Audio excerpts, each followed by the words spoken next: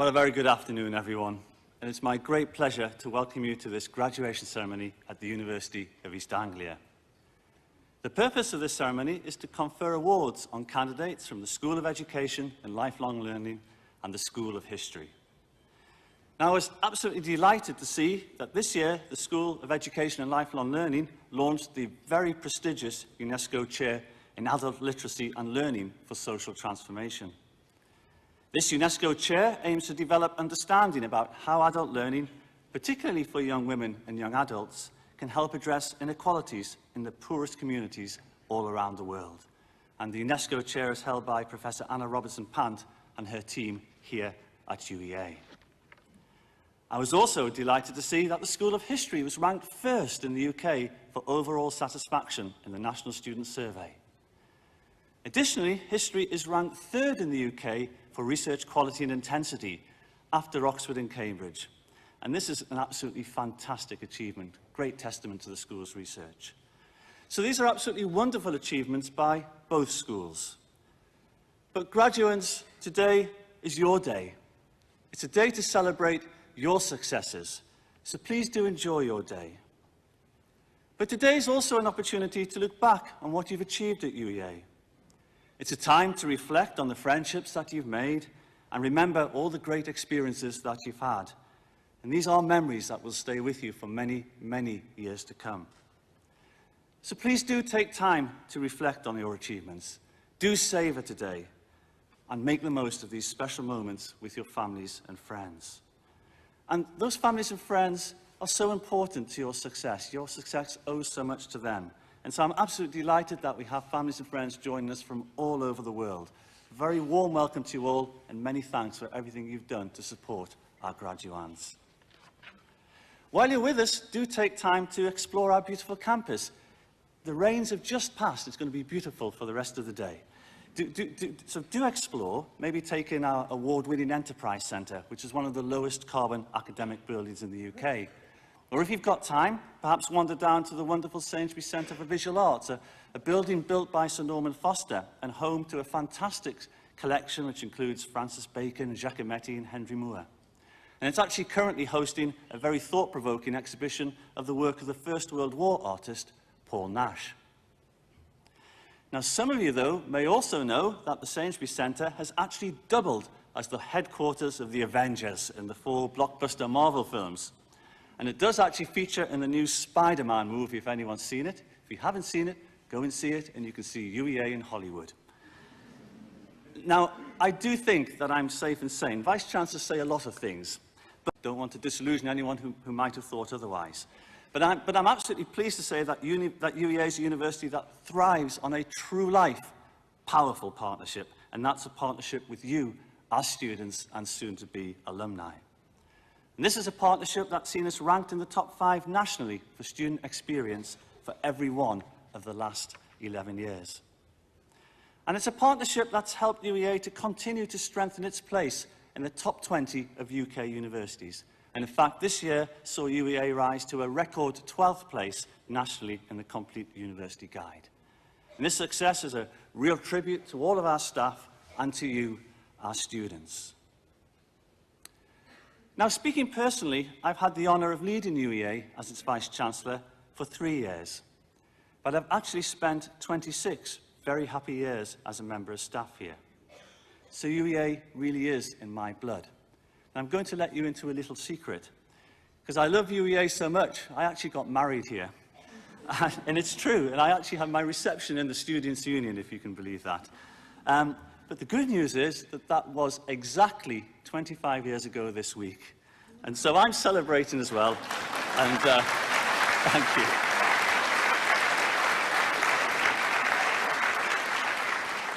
And my wife's at the back of the hall there, now very embarrassed. and so I arrived at UEA in 1991, and that was on a 3-year fixed-term contract. So you might imagine, little did I realise then that 26 years later I'd be standing in front of such a fine audience as yourselves in this lovely robe, this very, very fetching hat, on my silver wedding anniversary. And you just don't think these journeys are going to happen. But that is what life's like. At the start, graduands, as you set out on your journey, you don't know where it's going to end up. but I know that for all of you, it will end up in some very, very exciting places. And that's because I truly believe that you, our brilliant UEA students, are at the most creative, the most innovating, and the most enterprising phases of your lives while you're at university. But now you need to make sure that you don't lose that drive and that creativity as you go forward to your next challenges. So take time for a moment to think about what you've really learned here at UEA. You've learned the ability to think critically, the ability to make informed judgments, the ability to challenge constructively, and the ability to work with others to achieve your goals. And I think the world needs people with those skills. These are very, very uncertain times, and the challenges ahead are great. And it's going to fall to your generation to help find solutions to the grand challenges that we face. But I, for one, believe that we are very safe in your hands. Now, at UEA, we do aim to give you all the skills you need to get on in life, no matter which field you choose to venture into. But let's not forget the other valuable life skills you now have. You are all, by now, proficient at washing your own clothes. You know how to find 101 ways to make gourmet meals from baked beans and pasta. And you have managed to eke out a fantastic social life from the quite smallest of budgets. And so, having mastered all of these skills, in a few minutes' time, you'll become UEA alumni. You'll become part of a global network of more than 125,000 people who've shared experiences like yours. Wherever you go in the world, you'll be part of UEA's family of nations. We like to call it our very own United Nations because we've got alumni from 191 countries. That's out of the 193 in the United Nations. Only got 2 more countries to go. So please don't lose touch with that network. It really will serve you very well in the future. It's going to help you continue friendships that you will value throughout your lives. And our alumni have gone on to achieve many, many great things. They've reached positions of real influence all around the world. And I've had the good fortune to meet a good number of them. And hand on heart, I can tell you, they do all remember the ziggurats. They do all remember UEA's rabbits. They do remember making those gourmet meals out of baked beans and pasta. But most of all, they remember our wonderful UEA community. But now, back to our wonderful graduands, who will soon be UEA graduates. Some of you may already have a plan for your life after UEA. Some of you may not yet have a plan. Some of you may even think that not having a plan counts as a plan. Well, whichever camp you're in, I do wish you the very best of luck. But remember, we're not cutting you adrift. As our alumni, you remain part of that global UEA family. By keeping in touch with us, we can help you keep in touch with each other. So please don't forget, we are here to help you. And especially if you're in the No Plan is a Plan camp, because if you do want help with careers planning, with finding a job, or perhaps joining us for postgraduate study, then please do talk to us about it. We are here to help you, and we will always be here to help you. So, in a moment, our graduands will come onto the stage to receive their awards. But everyone, do remember this is a time for celebration, so do please feel to clap, to whoop, to cheer as we celebrate their success together. So I now hand the floor to our graduands. This is your day. Please do enjoy it. Thank you very much.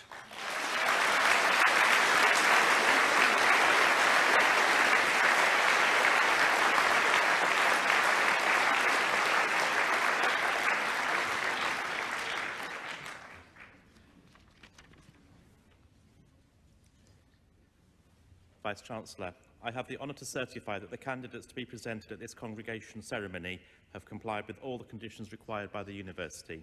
I now call upon the heads of schools to present the candidates.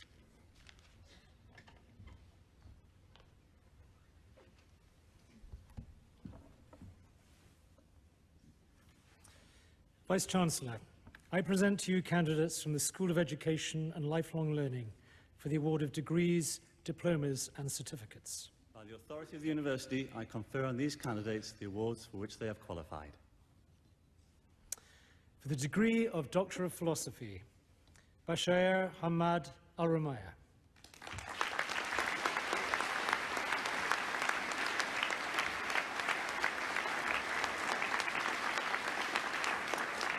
Harry Dyer.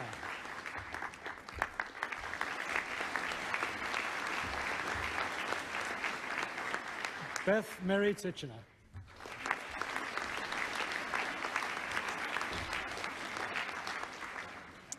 For the degree of Doctor of Education, Elizabeth Jane Blowers.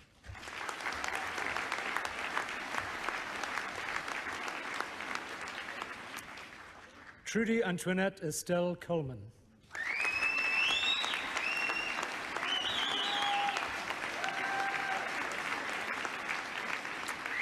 Robbie Lynn Meehan.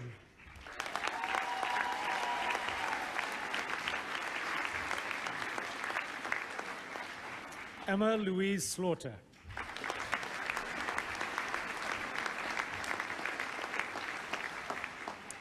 The degree of Master of Arts, Kadra Atia O Alzarani.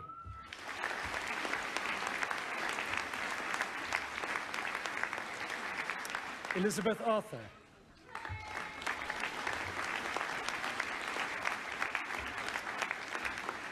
Alison Bendel.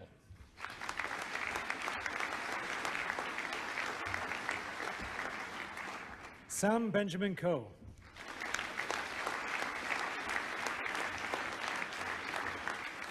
Boju Evren.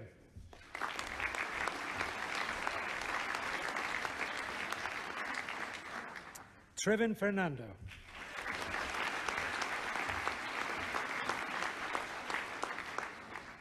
Shan Huang.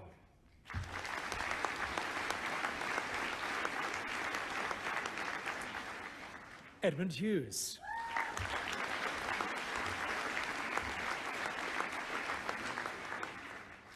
Ji Xin Zhang.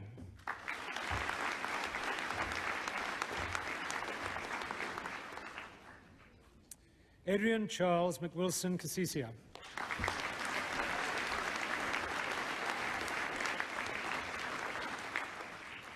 Benjamin King.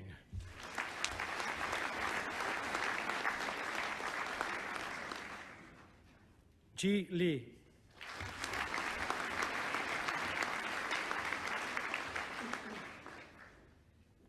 Rosalind Jane Miller.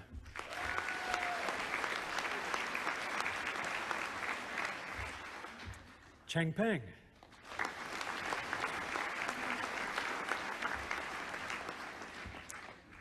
Cecilia Roberts.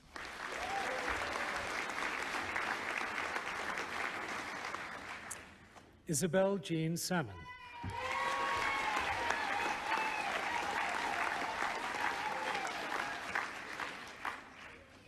Benjamin Sarias.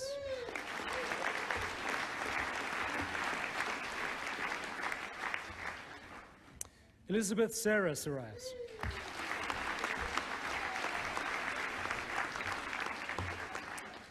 Sarah Tutel.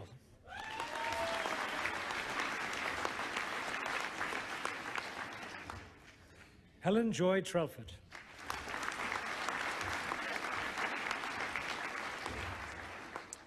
Sha Wang.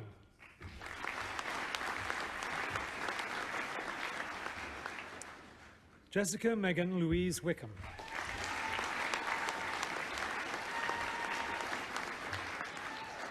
Xinyue Zhang.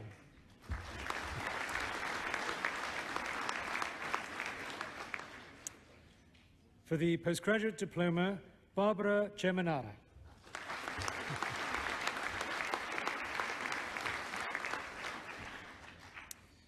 Carrie-Anne Fox.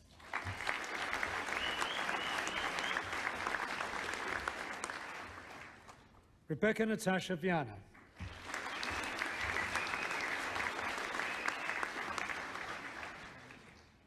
For the postgraduate certificate, Michael Califronas.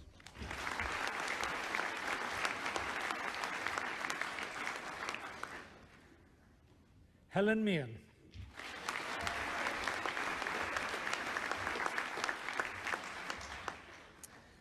For the degree of Bachelor of Arts, Hannah Mary Rose Adkins.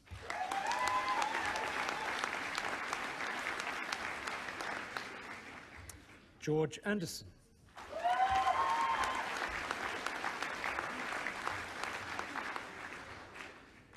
Francesca Holly Arnold.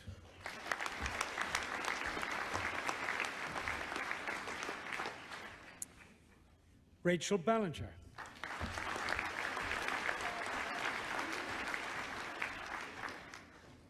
Aidan Bannon.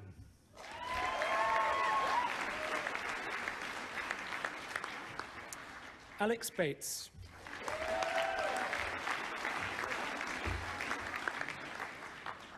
Jake Matthew Boburnie.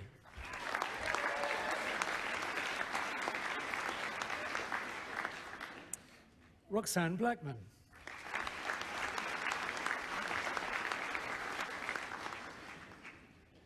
Leah Bose.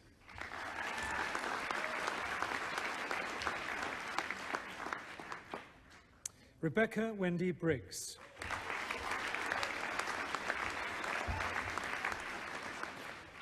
James Otto Brown.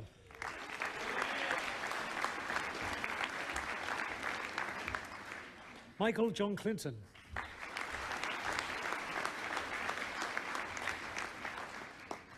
Jack Curring.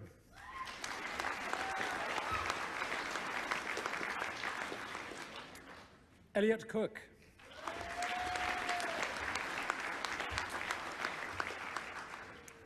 Jack Cracknell.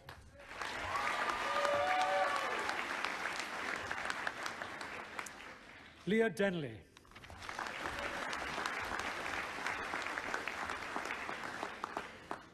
Owen French.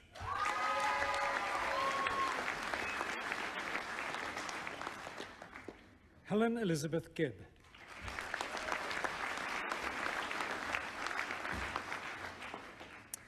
The prize for the best undergraduate dissertational project was awarded to Nicholas Hartshorn.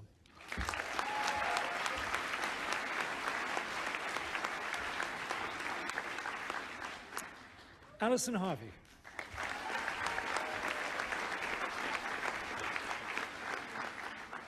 Esther Heptich.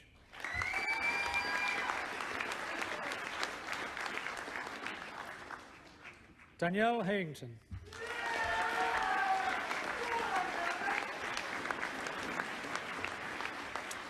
Rebecca Jane Ingham.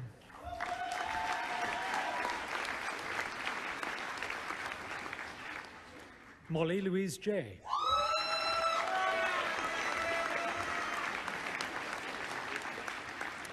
Max Jones.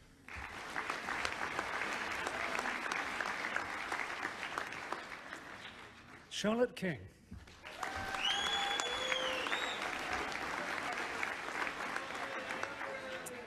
Faye Larrington Spencer.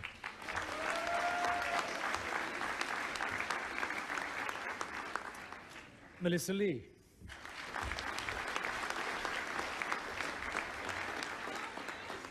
Olivia Claire Letang.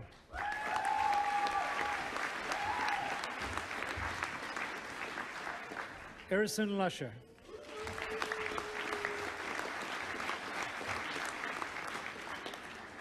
Laura Elizabeth Moore.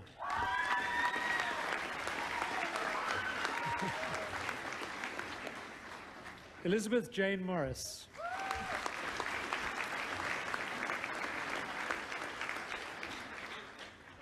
Imogen Pagandam.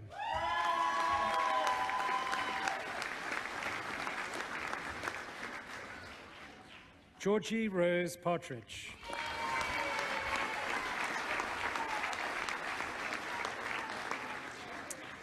Caitlin Reed.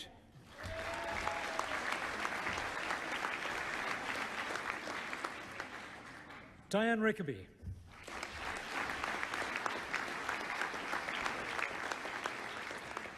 Nathan Russell.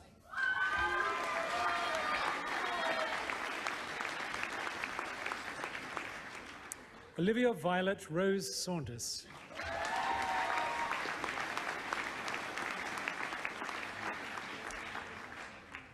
Amy Shingfield.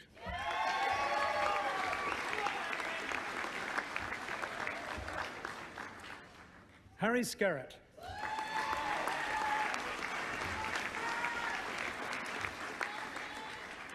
Luke Joseph Smith.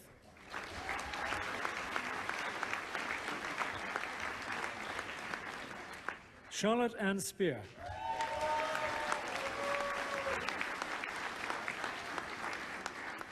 Harry Hugh Oliver Thomas.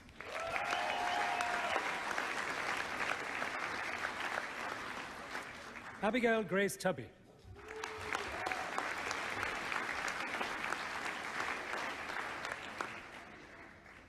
And Georgia Marie Wade.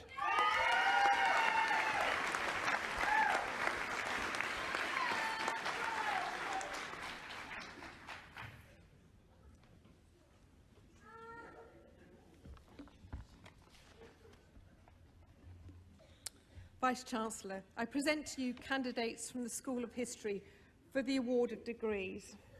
By the authority of the University, I confer on these candidates the awards for which they have qualified. The degree of Doctor of Philosophy, James Edward Allman.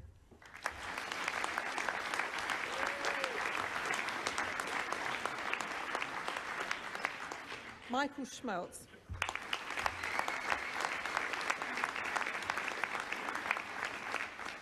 Andrew Robert Whittle.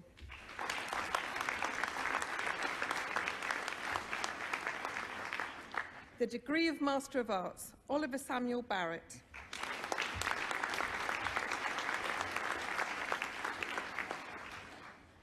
Francesca Amy Brownlee.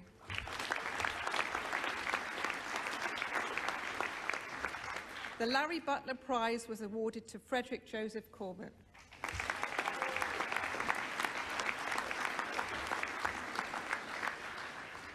Prize for Distinguished Performance by an MA student was awarded to Patrick Charles de Bruce.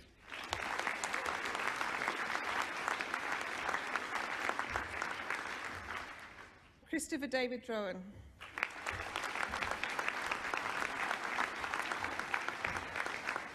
The Leipzig Postgraduate Scholarship in Modern European History was awarded to Beatrice Isabel John.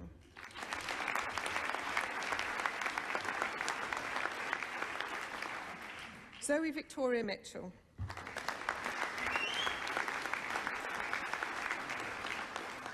Emily Charlotte Pilkington.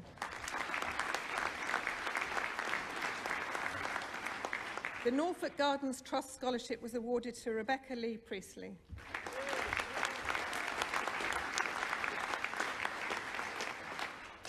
Oliver Maxwell Rowe.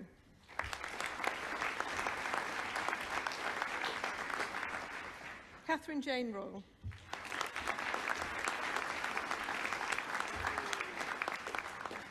Emma Rebecca Wiggin.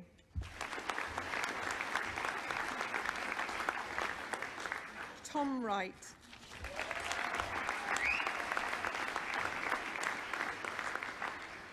The degree of Bachelor of Arts was awarded to Alfred Abbott.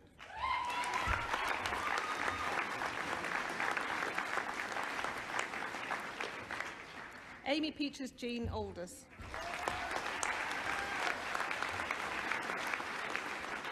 Mark Allen.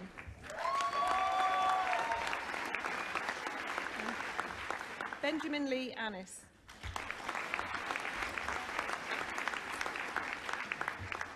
Elizabeth Alice Harland Avery.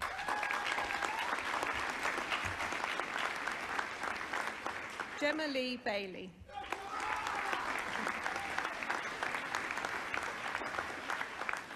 Thomas Bailey.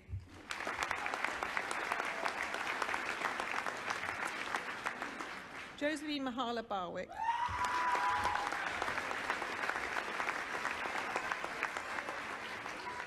Charlotte Mary Christine Bahagel.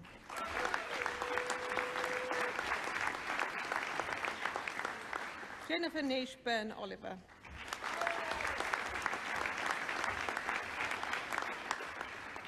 Fiona Jane Bennell.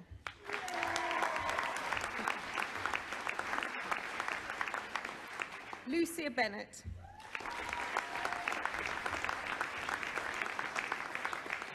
Sophie Louise Blacklock.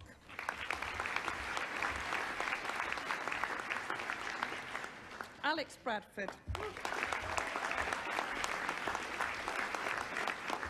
Alexander John Charles Bull. Holly Louise Byrne.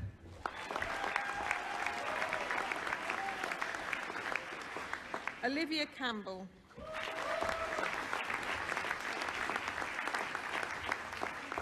Lucy Chadwick.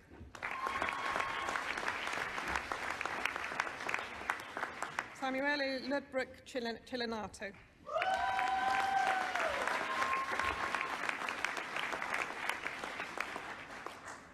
Dougal Thomas Clark.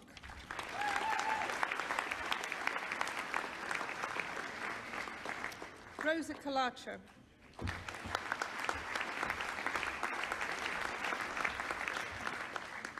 Stephen John Cole.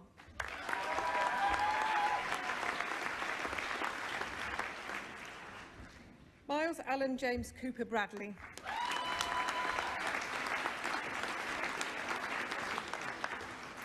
Laura Josephine Cornwall.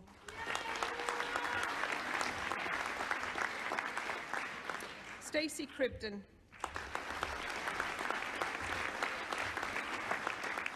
Lucy Croft.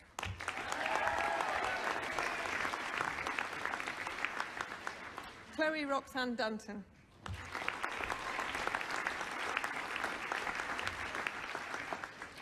Jonathan Dibble.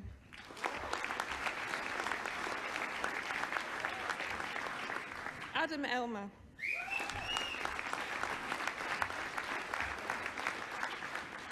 Rose Miriam Elphick.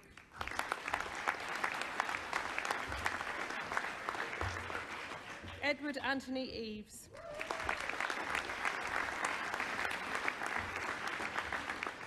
Richard Cecil Rye Hewitt.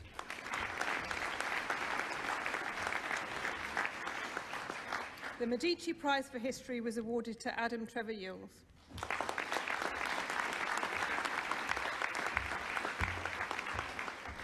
John Paul Francis Ferguson Melville Wright.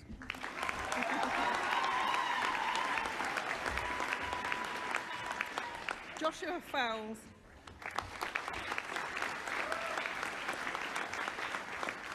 Prize for outstanding work by a part-time student was awarded to Danielle Elizabeth Fox.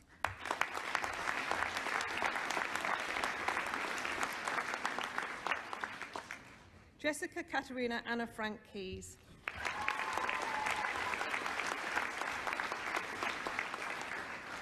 Abigail Jane Ginger.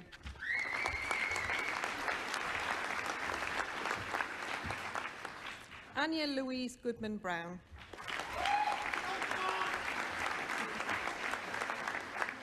Rebecca Hall.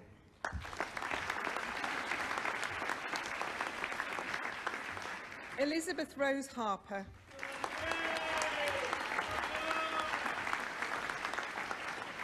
Melissa Emily Harvey.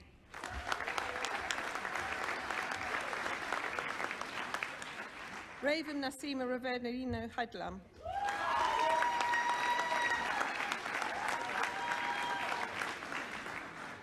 Amy Henker.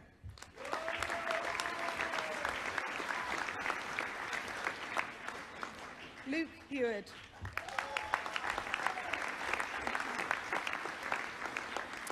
Jack Holmes.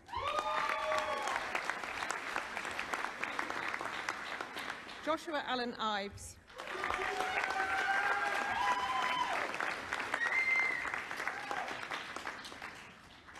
Malika Jovadisa.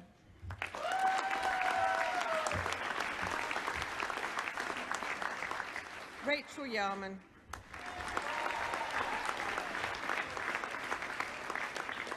Jennifer Susan Jones.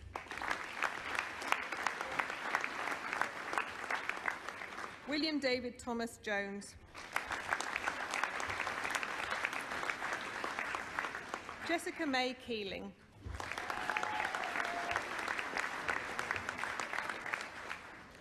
Billy Kensett.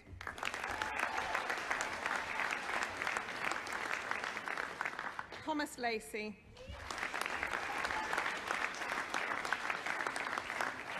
Charles Lake.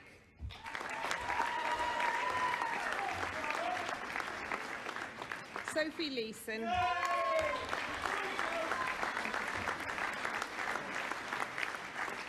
Phoebe Leyland.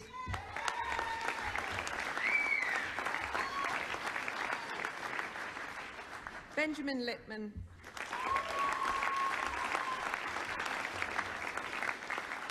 Zachary Guy Love.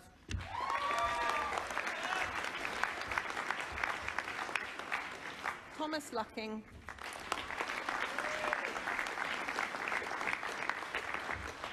Constance Main,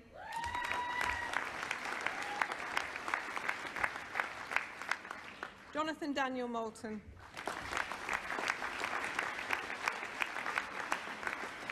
Alice Lily Martin,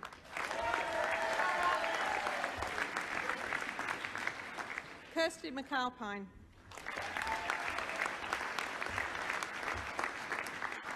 Oliver McArdle,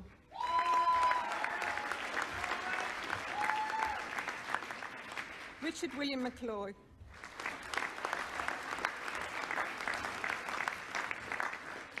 Daniel James Miller,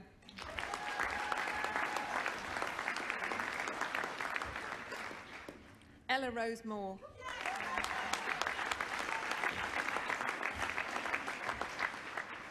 Nicholas Lawrence Munn,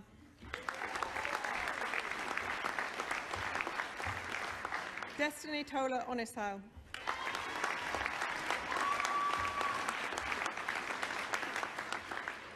Sean Orton,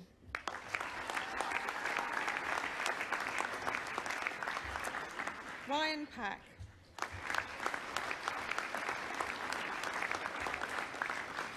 Claire Pearson Flint,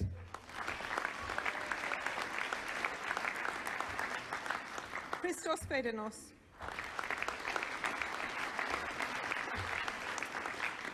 Luke Phillips, Michael John Playford,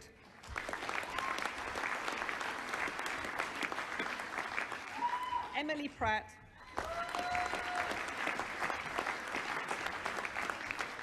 Louis Benjamin Charles Pulford, Elizabeth Richmond, Isabella Grace Roche,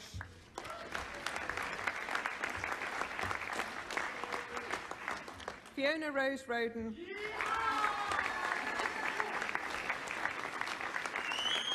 Catherine Romain,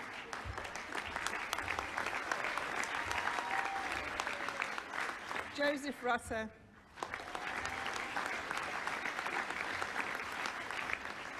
Nathan Sad,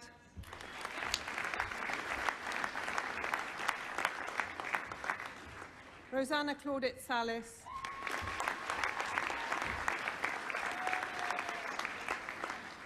Hannah Grace Salmon,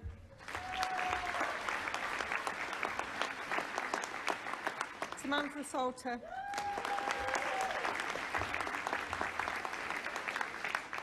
Nathan Roy Scott,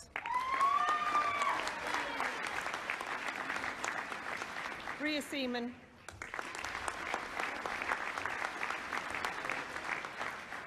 Barnaby George Seamer,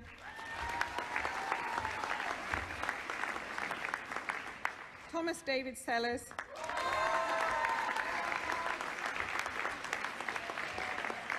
Joshua Robert Short, Dalajashjeet Singh, Elizabeth Sowerby,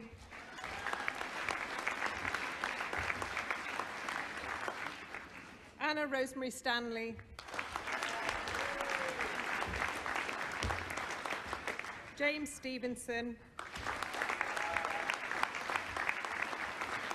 Ben Edward Thompson, Tom Thornhill,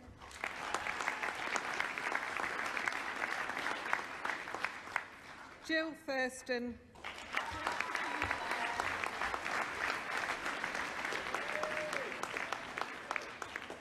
Alexander Henry Saunders Tippett,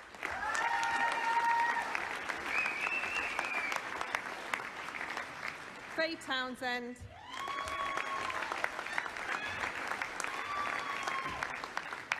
Liberty Treese,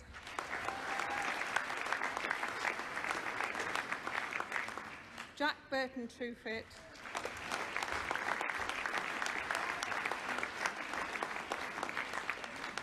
Kerry Louise Turney,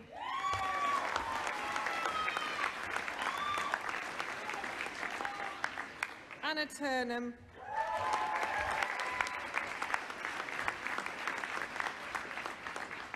Freya Tyrrell,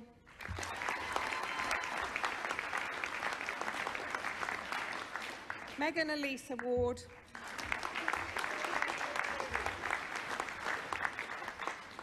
Samuel Webb.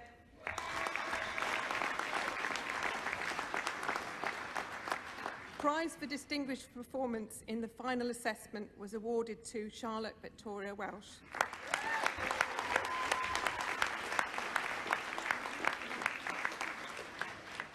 Samuel Robert Whitelaw.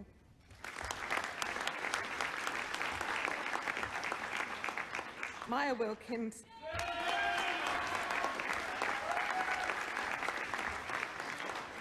Dale Barry Wiseman.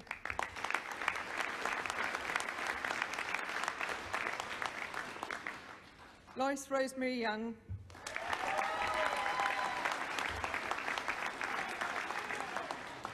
Isabel Karen Zaab.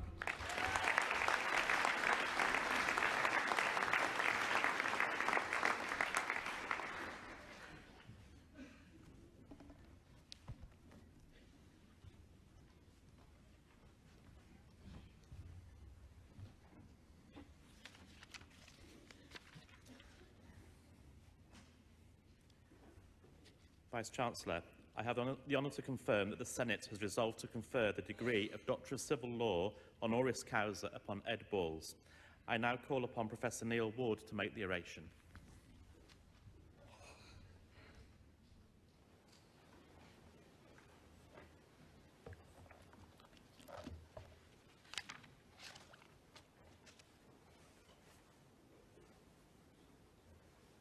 Vice-Chancellor, graduates and guests.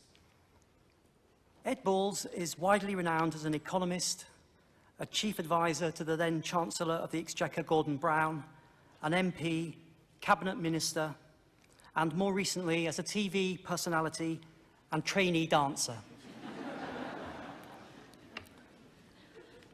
To us at UEA, he can also be thought of as a local lad made good. He was born in Norwich in 1967 and spent his early years in the village of Barborough, just 3 miles from here. His family are born and bred in Norwich, and his father worked here at UEA. Ed excelled at school and read philosophy, politics and economics at Oxford University, gaining a first-class degree. And after a period at Harvard as a John F. Kennedy scholar, he joined the Financial Times as an economics leader writer, and from there joined Gordon Brown's team as an economics advisor. Ed worked with Gordon Brown for 16 years, including in the role as Chief Economic Advisor to the Treasury. He helped develop Labour's proposals for giving independence to the Bank of England, which were enacted with great flourish in the very early days of the new Labour government elected 20 years ago, back in the days when we used to have landslide elections. When Ed first became well known, there were 2 features to the coverage of him. The first was recognition of his formidable intellect in matters economic and political, and the second was people being rude about his name. Famously, Michael Heseltine, who was then the president of the Board of Trade at the Tory party conference in 1994, poked fun at him. Gordon Brown had made a speech which made reference to post-neoclassical endogenous growth theory. Heseltine got wind of the fact that it was Ed that had written the speech. So in front of the party conference, he said, "Post-neoclassical endogenous growth theory, it's not Brown's, it's Balls." That first new Labour government of 1997 to 2001 brought with it a heady period of significant change, and Ed was right at the heart of the government's thinking. New frameworks for monetary and fiscal policy restored discipline to economic policy making. A new system of comprehensive spending reviews replaced the former annual public expenditure round. The government introduced a new deal for the unemployed, the working families tax credit to help poorer families, and perhaps most radically of all, the national minimum wage. The results of the steps taken in that government's first 2 years were steady economic growth, low inflation, a steep fall in unemployment, and a sharp turnaround in the public finances. Prudence with a purpose, as it was known. paved the way for a planned step change in the funding of key public services, especially health and education, which saw significant new investment in the years that followed. Ed was a key figure behind many of that government's economic achievements. In a profile in The Independent in 1998, he was described as the most influential outsider in the Treasury since John Maynard Keynes. I could comment on the importance of his role with some first-hand experience, because for a period I was based in an office just along the corridor from Ed in the Treasury. I was working on a reform of farming subsidies. I was a wide-eyed political geek at the time, and it was a great opportunity, and I kept a detailed diary. And I had a little look through it yesterday. It records that on the 13th of May, 1999, I saw Gordon Brown, Ed Balls, and Ed Miliband in the Treasury canteen. Gordon Brown had curry with a large pile of sliced carrots heaped on top. I told you it was detailed. What I really found striking, reading through this diary, was how a major preoccupation of the team that I was working in, and a key moment in our project, was getting Ed Balls' approval for what we were proposing to do. We did get his approval, but we'd spent days agonizing in preparation. He was a figure of immense authority within the government machine. After 10 politically very successful years as an advisor, Ed was selected as a candidate for the constituency of Normanton in Yorkshire and was elected as an MP in 2005. He became Economic Secretary to the Treasury in 2006 and was promoted to the Cabinet as Secretary of State for Children, Schools and Families in 2007. After the 2010 general election and Gordon Brown's resignation as Labour leader, Ed was a candidate for the leadership of the party. He didn't win, but in opposition he served first as Shadow Home Secretary before then becoming Shadow Chancellor of the Exchequer during the last coalition government. In the 2015 general election, he suffered a surprise political defeat and lost his seat by a narrow margin. He took the decision to move away from frontline politics and develop other interests.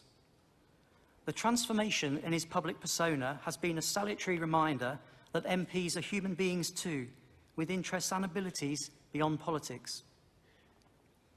The surprise loss of his seat provides the pivotal moment at the start of his excellent autobiography, Speaking Out, published last summer, which I would wholeheartedly encourage everyone to read.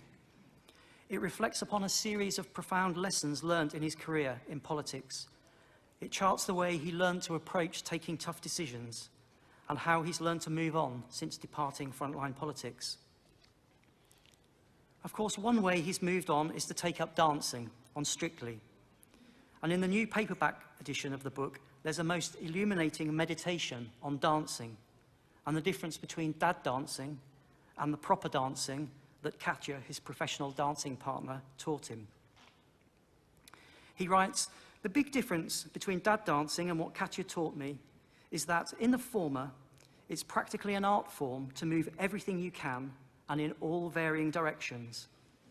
Whereas in proper dancing, it's the bits that don't move that matter as much as the bits that do." As well as being famed for his efforts and charm on Strictly, Ed has also become something of a social media phenomenon when he accidentally tweeted his own name in April 2011. His tweet was retweeted almost 100,000 times, and the day, the 28th of April, has been celebrated as #EdBallsDay every year since. It's become a national annual event of much wit and mirth, and which he seems to take in good spirit. A further new string to Ed's bow has been to take on the role of chairman of Norwich City Football Club.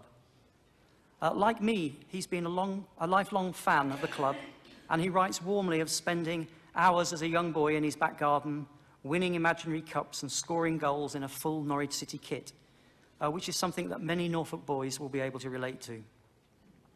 And now he leads the club's board towards what we hope is going to be promotion back to the Premier League as soon as possible.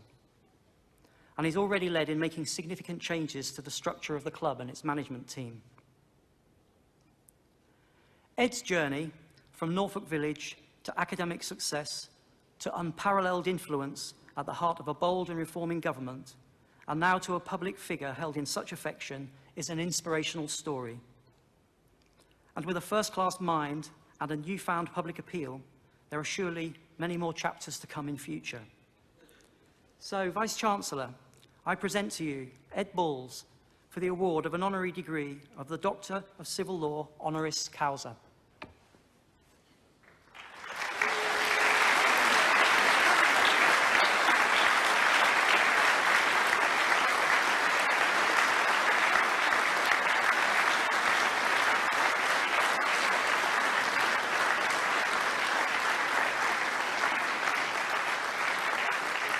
Pleasure by the authority of the university to confer on Ed Balls the degree of Doctor of Civil Law honoris causa. Many congratulations, Ed.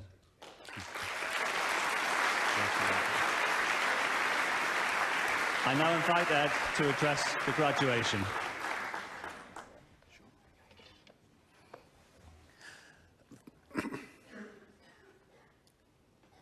Vice-Chancellor, and to all the graduates and all their families and friends here today. It's a great pleasure and privilege to be part of your celebrations today. And let me first of all start by echoing the Vice-Chancellor's congratulations to all of you on the degrees which have been conferred upon you today.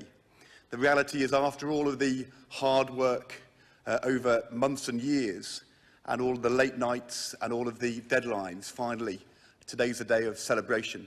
And it's a day of celebration not just with family, but also with the friends you've made here at the University of East Anglia. The university experience you've had here, in my experience, will give you excellence in learning, and it will give you a confidence and a set of skills to go out into the wider world, but it will also give you a set of friendships which, if you cherish them carefully, will last a lifetime. And that's one of the most important things this university experience will give you. So make sure you do cherish them, and make sure you have a great afternoon and evening of celebration today before you move on into the wider world in the months and years to come. Congratulations to all of you. And for my degree, Vice-Chancellor, and Neil, thank you so much. It's a great honour for me to come back to the city where I was born, to the university where my father had his first job before I was born, and to receive this degree and be part of this celebration today. As you said, Neil, I've had a wide and varied career since I left Norwich and then went to university and into my first professional job. I can now claim to be a former Member of Parliament, a former Cabinet Minister, a retired former professional dancer as well. All those different strings to my bow. And I guess the advice I would give to all of you as you embark upon your careers for the future is always to look forward. And when things happen which you don't expect, see the opportunity rather than the downside. Don't spend time looking back and thinking about what might have been. Absolutely look back and think what you've done and be proud of it, but always look forward to the next challenge and the next opportunity. If you had said to me just over 2 years ago, when I lost my seat after 10 years in Parliament, 20 years in politics, that over the following 2 years, I would become the chair of the football club that I've supported all my life, and also be nominated for a BAFTA award. After getting to week 10 of Strictly Come Dancing, I would have thought you were completely crackers.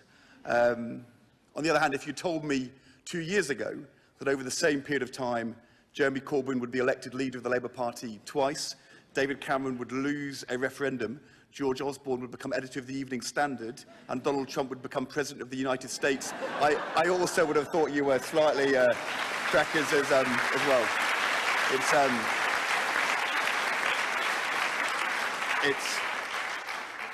It's one thing to be a former politician who for a short time becomes a reality TV star and embarrasses his family in the process.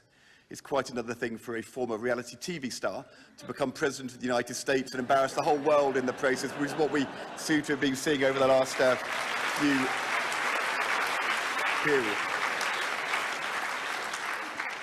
You made a reference, Neil, to my surname, and of which I'm hugely proud.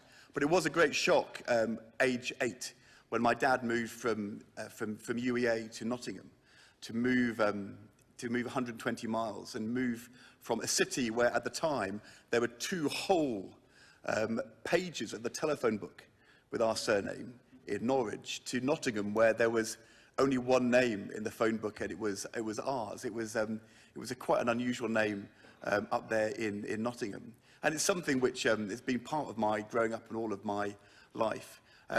When I was a newly elected Member of Parliament, I did a questionnaire for the Independent newspaper, the Monday of the Labour Party conference, and it was a questionnaire where members of the public, the readers of the Independent, would send in their questions, and I would give my answers, which they would publish, and about, you know, what did I think of Tony Blair, what did I think of the Euro, all these different questions. And the last one was, how have you coped with your surname during your growing up?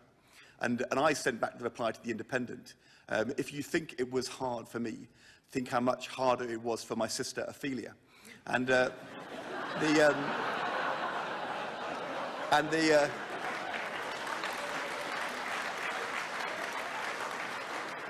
next day I was having lunch with the editor of the Independent, Mr. Simon Kellner, and as we sat down for lunch, he said, "Did your parents really call your sister Ophelia?" And I said, no, it was a joke, it was a joke.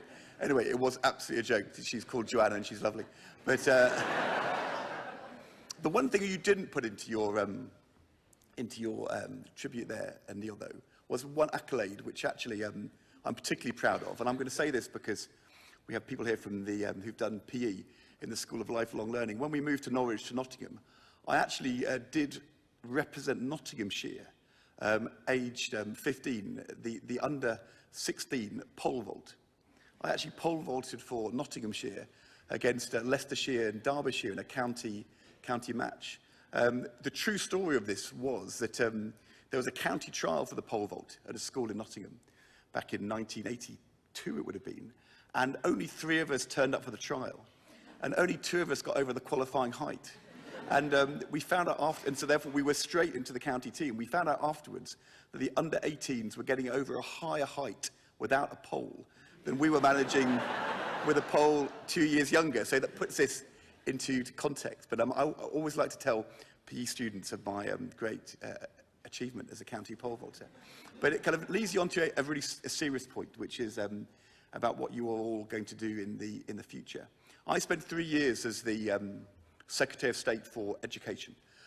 So I was responsible for all children's policy in schools up to the age of 18. And I went on very many visits to schools all across the country, primary and secondary schools.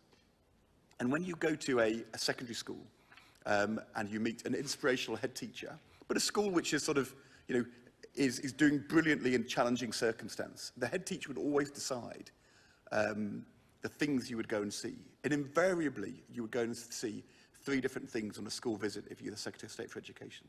The first thing that you would do is you'd go and meet the school council, because great head teachers always want pupils to tell visitors about the school rather than the head teacher or the teachers. Second thing you would do is you'd go to see excellence in teaching in a traditional subject, often a single science, sometimes history, so that the head teacher could say, we've got great teachers teaching great subjects brilliantly. And just in passing, because this is about today the School of Lifelong Learning and the School of History, I would say in my political career over 20 years in government and as a Member of Parliament, and even though I studied economics, and that was sort of my discipline, the learning that I had in history, at A-level actually, rather than at university, was probably, in terms of skill, the most formative piece of learning that I had. The ability to understand history, but to apply the techniques you learn academically in your professional life, to be able to sit across a table of an adversary or a negotiation or somebody you're meeting and be able to look at them and understand their history, what shapes their view, what's been part of their upbringing, especially if they're from a different country. Actually, the application of historical techniques to professional life outside of the history discipline, for me has been hugely important. And whatever career you go to do as historians, I think you'll find that the techniques you've learned in history to be really important indeed. But anyway, so back to my story. I'm with this head teacher. We've seen the school council. We go and see a lesson in history or single science. And the third thing the head teacher would always do is take you to a GCSE lesson in either music or dance, or often physical education. And you'd stand at the door with the head teacher watching the lesson in PE or dance at GCSE, and the head teacher would say, what these teachers will do with this discipline is that they will teach these young people in this room that they have a talent, something they're really good at. And what it does, it will unlock in them understanding about their ability and the importance of hard work and aspiration. And what we will then do is use their brilliance in dance or PE, we'll use that to give them the self-belief to then do well in their maths and their English GCSEs exams as well. Invariably, head teachers took you to that vocational discipline to show you how that unlocked aspiration and made them believe they could achieve more widely. That was the reason why I was so opposed to Michael Gove narrowing the English baccalaureate down only to traditional subjects, because I think it showed a lack of understanding of the importance of these wider disciplines and how they can drive aspiration and learning amongst our young people. And I just think that is a really important thing for you to understand, whatever you're going to go and do in your lives, whether you've graduated here in lifelong learning or in PE or in history. It's really important that you understand that we can use the skills we have and the skills you've learned to unlock aspiration and ability in others. The reality is that all of us have talents and abilities, but there are some young people and people in later life for whom it's harder, which could be because of a disability or where they've grown up or something which went wrong. But if you use the power of your learning and the power of the community to unlock aspiration, give people the extra leg up, they can make the most of their talents as well. And you may go on to do that in teaching, but whatever part of life you are in public service, in business as well, my imploring to you, which I think reflects the values of this university, is first of all, make sure you use the talents you have to the full, but also where you can, make that contribution to helping others unlock talents which they didn't know they had, to unlock aspiration which is latent and you can help bring out. And make sure that it's not only about your excellence, but the wider spread of opportunity, learning and success and aspiration.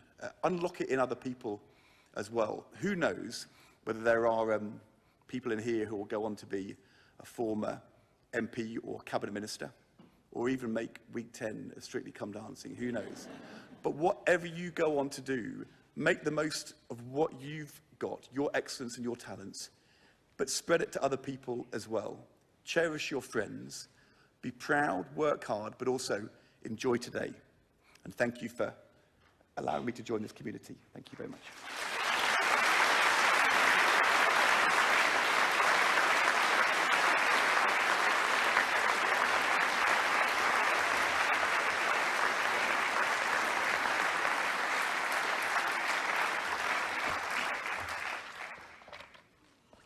Well, absolutely inspirational words from our new honorary graduate, Ed Balls. Really, really fantastic. Thank you. And I'm sure that will stimulate us all to go on and do really great things when we leave this hall. Well, we have now concluded the formal business of graduation. You are now UEA graduates, and that's a really fantastic achievement. So congratulations to all our new UEA graduates from all of us. Well done.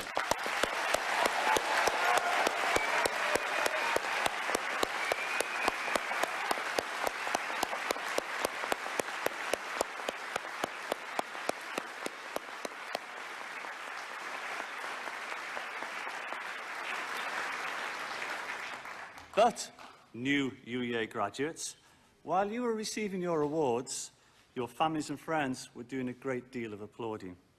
And you know, and I know, that your success owes so much to them. So, new graduates, would you please all stand at the back? And join me in thanking your wonderful family and friends who've given you so much.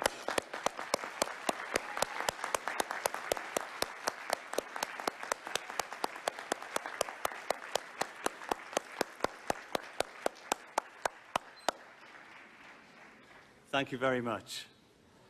Now, I'm sure that everybody's hands are really sore now from doing a great deal of applauding. But before we close, I would like to propose one more vote of thanks. And in my opening address, I mentioned that UEA is the headquarters of the fictional Marvel Avengers. But actually, we do have thousands of real-life superheroes on our campus. And they are the staff of the university. They work so hard, they are so passionate, and without them, there really would be no successes to celebrate today. So please, everyone, join me in thanking the university staff.